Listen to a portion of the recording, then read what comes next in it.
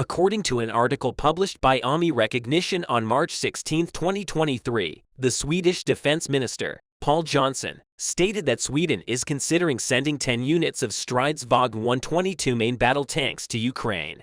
The Stridsvagn 122 is a modified version of the Leopard 2 tank series, which is an improved iteration of the German-made Leopard 2A5 tank equipped with a new armor package and fire control system that enhances its defense against ballistic threats.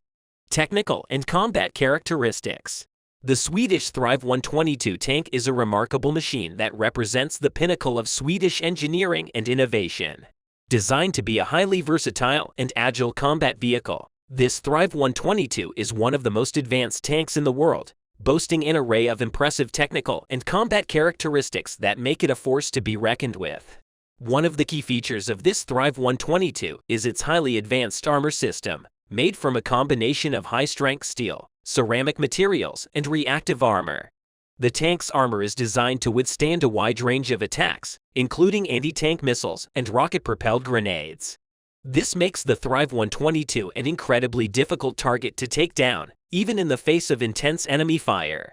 In addition to its advanced armor, this Thrive 122 is also equipped with a powerful main gun. The 120mm squared smoothbore cannon is capable of firing a wide range of ammunition, including high-explosive armor-piercing and anti-tank rounds. This gives the tank the ability to engage a variety of targets, from infantry positions to heavily armored vehicles with deadly accuracy. The story of 122 is also highly maneuverable thanks to its advanced suspension system and powerful engine with a top speed of 68 km per hour. The tank can quickly move into position and engage the enemy, while its high-tech suspension system allows it to traverse rough terrain with ease. This makes the Thrive 122 an ideal vehicle for both offensive and defensive operations, as it can quickly reposition itself to respond to changing battlefield conditions. Another key feature of this 322 is its advanced targeting and fire control system. The tank is equipped with a powerful computerized targeting system that allows the gunner to acquire and engage targets with incredible accuracy. The system also includes a range of sensors and cameras that provide the crew with a 360-degree view of the battlefield, giving them unparalleled situational awareness and the ability to respond quickly to threats from any direction. The Swedish 322 tank is an impressive machine that represents the very best in modern tank design and technology, with its advanced armor, powerful main gun, and highly maneuverable chassis. This 322 is a formidable weapon that can hold its own against any enemy, whether on the offensive or defensive. This 322 is a tank that inspires confidence in its crew and fear in its enemies, making it a vital component of any modern military arsenal. What impact will a Swedish 322 tank have on the Ukrainian battlefield? The Ukrainian military has been facing several challenges in its fight against the Russian army, but the recent acquisition of the Swedish 322 tank may change the course of the war. The story of 122 tank is one of the most advanced main battle tanks in the world. It is equipped with a 120mm square Del 55 smoothbore gun, which can fire a range of high-explosive armor-piercing and sabot rounds. The tank has a range of over 500 kilometers and can travel at a top speed of 68 kilometers per hour. This 122 also has a powerful engine and excellent maneuverability, making it an ideal tank for the Ukrainian battlefield. The Ukrainian army has been using a range of tanks in their fight against the Russian army, including the Soviet-era T-72 and T-64 tanks. While these tanks have proved to be effective, in some situations they are outdated and are no match for the modern tanks used by the Russian army, such as the T-90 and 14R Motor. The STRV-122, on the other hand, is a formidable tank that can match the Russian tanks in terms of firepower and mobility. The Strip 142 is equipped with advanced armor protection, including reactive armor, which can reduce the effectiveness of anti-tank weapons. This means that the tank can withstand hits from rocket-propelled grenades and other anti-tank weapons commonly used by the Russian army. The tank is also equipped with a fire control system and advanced sensors, which can detect enemy targets from a long range and engage them with precision. The story of 122 tank is not just a powerful weapon on its own, but it also has the potential to change the course of the war in Ukraine. The tank can provide cover for ground troops, allowing them to advance and take control of strategic location. It can also engage enemy tanks from a long range, giving the Ukrainian army an advantage over the Russian army, which relies on its tanks for its offensive operations.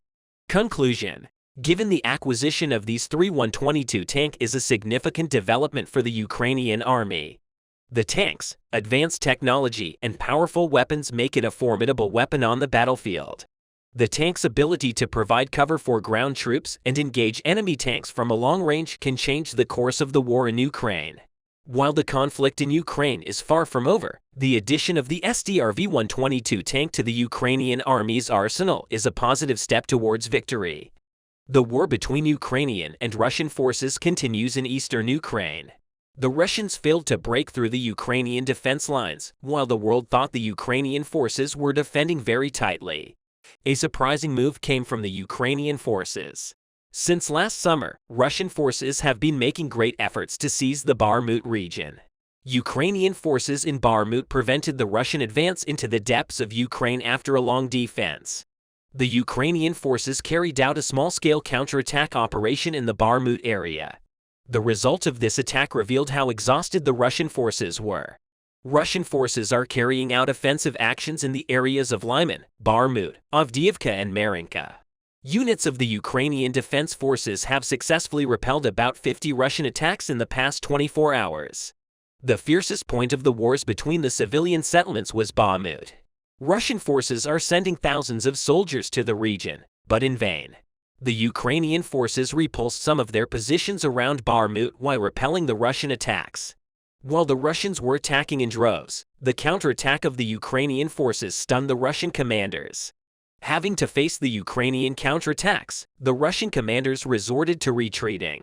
This event further demoralized the Russian soldiers. Ukrainian officials drew attention to the importance of Ukraine's ongoing defense in this region. If you are wondering how the Ukrainian forces regained their positions amid the constant attacks of the Russian army, let's examine the details together. The Ukrainian General Staff noted that Russian troops continued to raid the city of Bakhmut and conducted additional unsuccessful offensive operations in the northwest of Bakhmut, near Orikho-Vasilivka. Published geolocation footage showed that Ukrainian troops launched a counterattack southwest of Bakhmut and regained lost positions south of Evansk, about 7 kilometers southwest of Bakhmut. Ukrainian Deputy Defense Minister Hanna Maliar underlined that the siege of Bakhmut made Russia the most expensive effort of the war due to Ukraine's determined defense of Bakhmut. Maliar pointed out how difficult Russia was, saying that the time, weapons, equipment, and large number of military manpower lost by the Russian forces to capture Bakhmut do not show that Russia will profit from this region. She stated that she did not find it logical and strategic that he spent on it. As Russian forces persist and fail in the direction of Bakhmut, Ukrainian forces are one step closer to winning the war.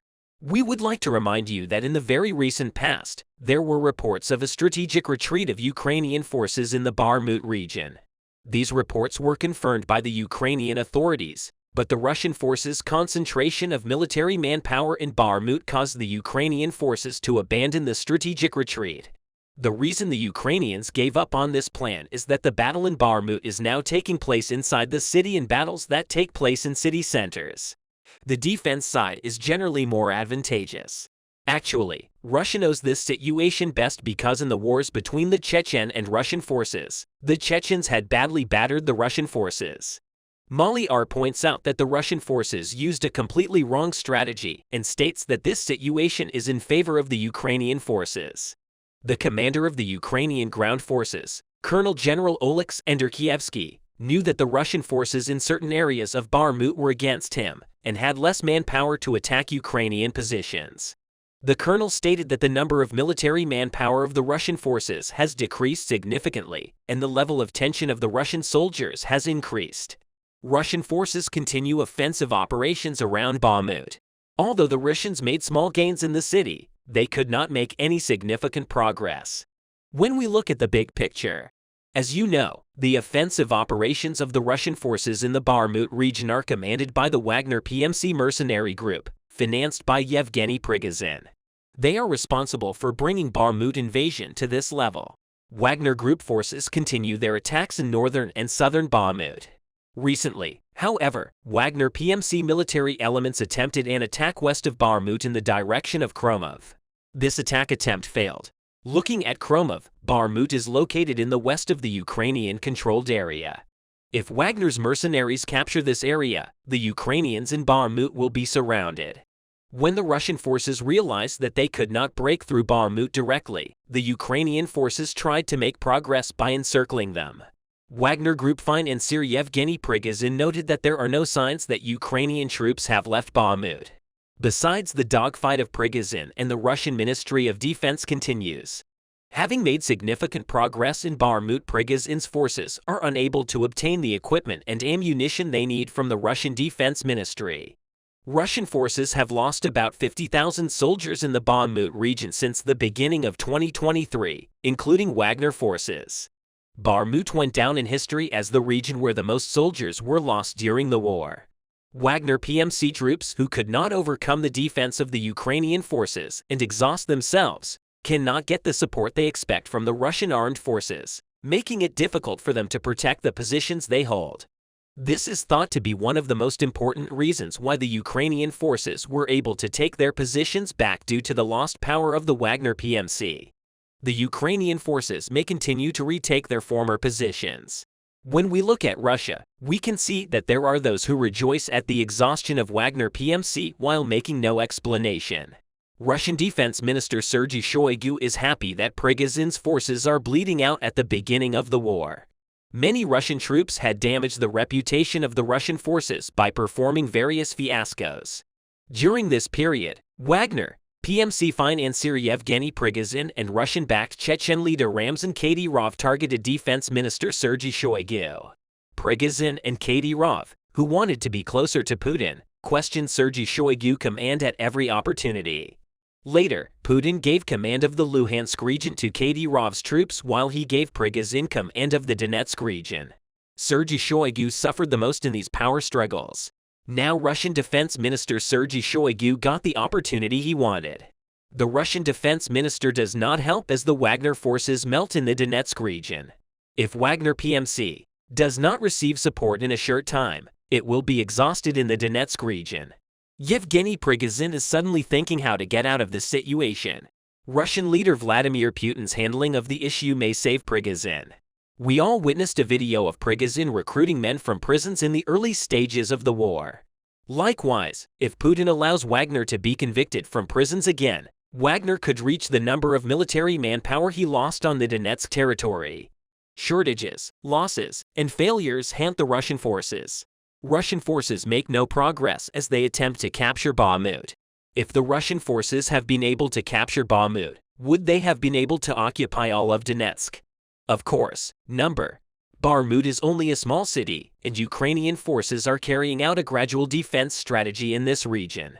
Once the Russian forces have Bakhmut, they must face a large Ukrainian army to advance. With the increasing support of the West in the recent period, the Ukrainian forces have established a large defensive line behind the front line and will start a counterattack when they feel ready. It is focused on eastern Ukraine on both sides, and we are about to witness a great clash. Many factors still allow the advantage to change hands in the war between the two armies. The attacks that turned into long-range artillery warfare manifest themselves at a critical juncture where it is critical for the two armies to hit each other from distant targets. In this regard, while the importance of artillery, batteries, and ammunition in the hands of the two armies increases, the importance of the vehicles that will guide these artillery and set targets becomes indispensable.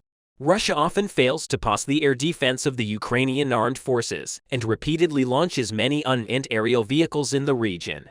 This causes the Russian artillery to be blindfolded, and their artillery cannot hit their targets.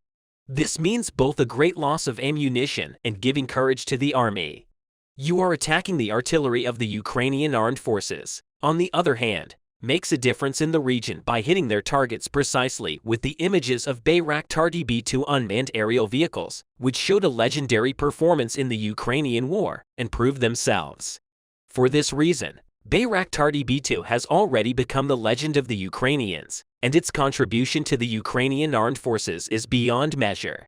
Bayraktar DB-2 is probably Russia's and Putin's most hated weapon. Ukraine has just made a Bayraktar move that will drive Russia crazy.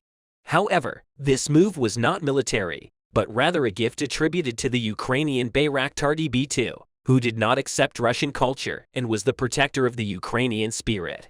The love of Bayraktar DB2, which changed the course of the war with Russia and Ukraine, is growing day by day. This time the name of Russian radio in Ukraine was changed to Radio Bayraktar.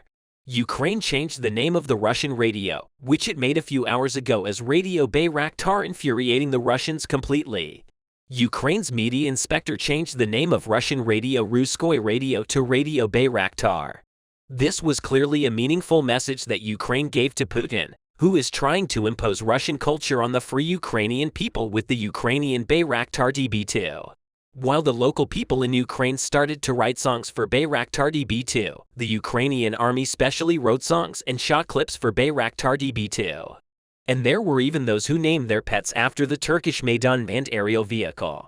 Of course, it is reasonable for the Russians to hate the Turkish-made Bayraktar DB2. While the whole world is legendary for the Bayraktar DB2, which crushed the Russian army and navy. But the Russians were aware of this even before they attacked Ukraine. Bayraktar DB2, which has a long history of operational success, has previously shown that it can destroy Russian equipment in Armenia and Syria. Of course, Ukraine was the first to realize the true value of this Turkish order, and in 2019 it bought Bayraktar DB2 fleet from Turkey.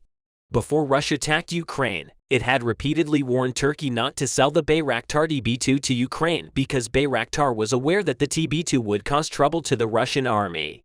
In addition, Ukraine has many weapons that make a difference, such as the Bayraktar DB2. These weapons were shipped from the West to Ukraine and are now actively using them in combat. The contribution of the M777 howitzer in the operations in Donbass is said to be enormous at every stage. Likewise, the Harpoon missiles placed on the shores of Odessa drove the Russian Navy away from the Black Sea coast. Anti-aircraft missiles such as Stinger and MLNPADs continued to hunt Russian planes one by one. Anti-tank missiles from the west sent thousands of tanks to the cemetery. Anti-tank missiles such as the Javelin and 84 became a nightmare for Russian tanks. Brimstone missiles. Starstreak MLNPADs should not be forgotten. Of course, the French Caesar X, albeit in small numbers, also terrifies the Russian troops.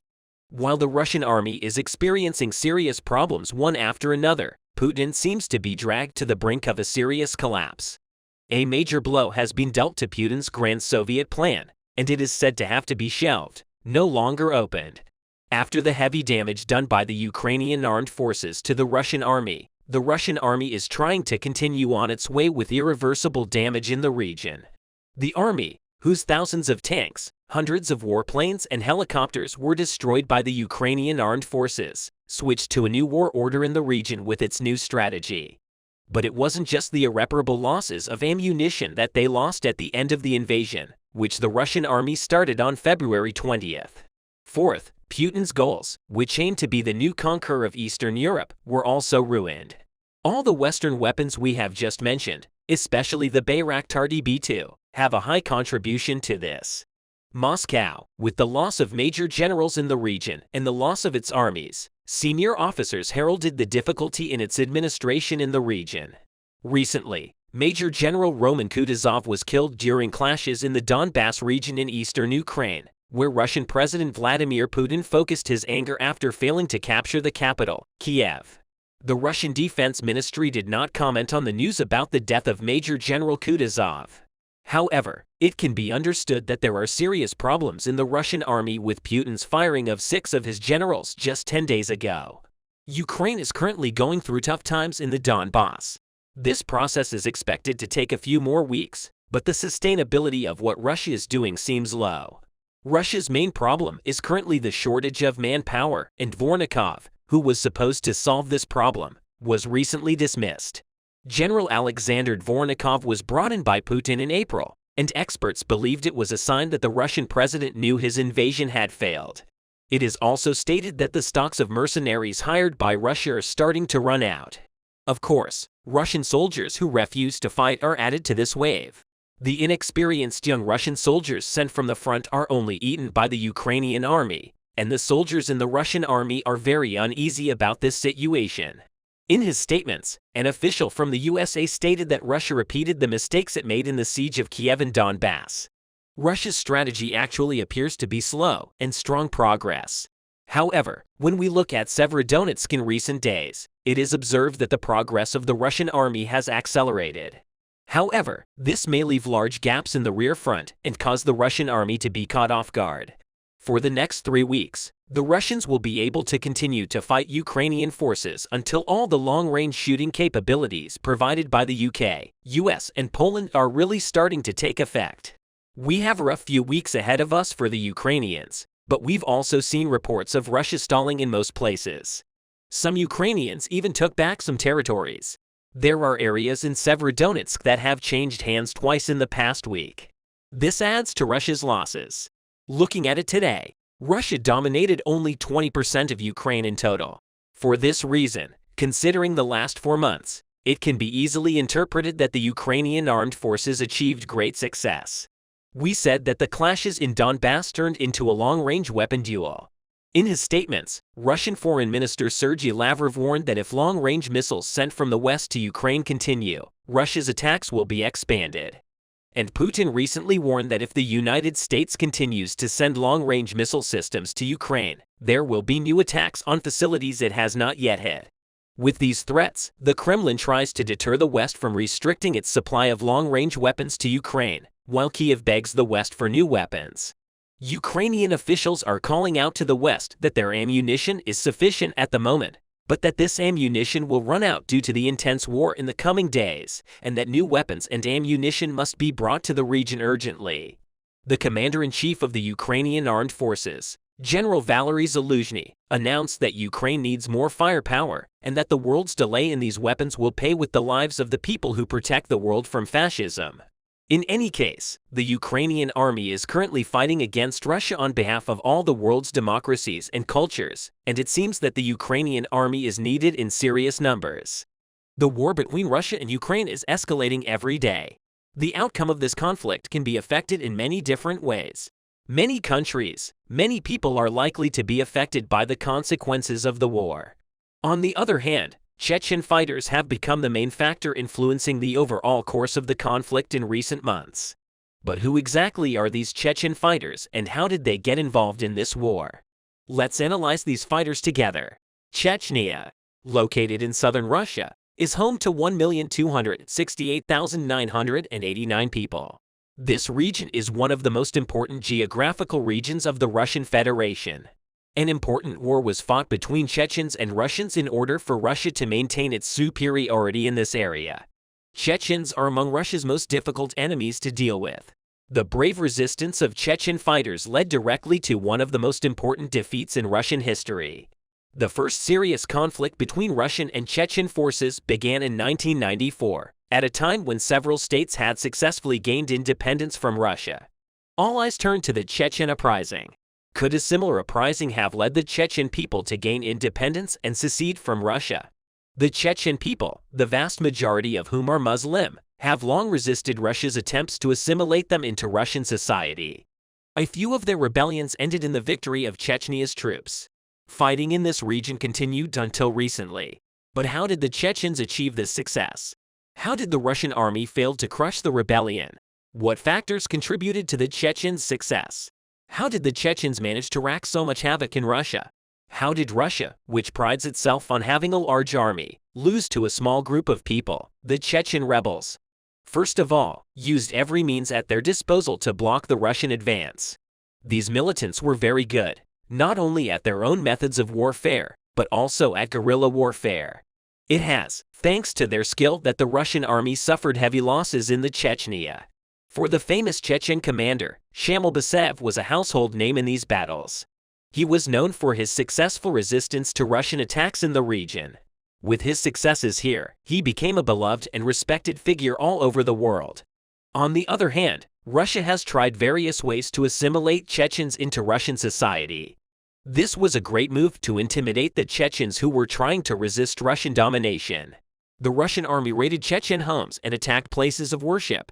Chechens failed to preserve their religion and culture in the face of the Russians who sought to destroy the Muslim culture. Hatred of Russia among Chechens grew as the conflict continued.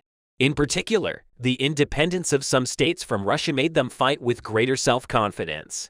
But the conflicts between Russians and Chechens continued until 2009. And what happened afterwards? Kadyrov, the oppressive Chechen leader, agreed to make a deal with Putin. This step was a big event, both for the countries of the world and for the entire Chechen people. On the other hand, Kadyrov's election as leader caused anger among the Chechen people. But Kadyrov, being a dictator, reacted ruthlessly to any criticism and managed to silence many people. At the same time, Kadyrov was used as a negotiating tactic between Russia and Chechens. Many Chechens, realizing this, rose up against this situation. As a result, many Chechen citizens could not stand it any longer and left their homeland. These people who left their homeland settled in Ukraine and eventually became part of the Ukrainian people. With the outbreak of the Russian-Ukrainian War, the Chechen people living in Ukraine who took a stand against Russia also joined the Ukrainian War. On the other hand, Russia, in agreement with Kadyrov, brought a large number of Chechen fighters from Chechnya to the war with Ukraine. As a result, in the war between Russia and Ukraine, there were many Chechen fighters on both the Russian and Ukrainian sides. So how did these enemies of Russia come together around Russia? The duo of Putin and Kadyrov were brought together primarily by economic and strategic interests. These leaders, both extremely wealthy, wanted to share the spoils of the Ukrainian war among themselves. Kadyrov, thinking about the money Russia will earn from Ukraine, wanted a share of that money for himself. In other words, there is a big relationship of interest on the agenda.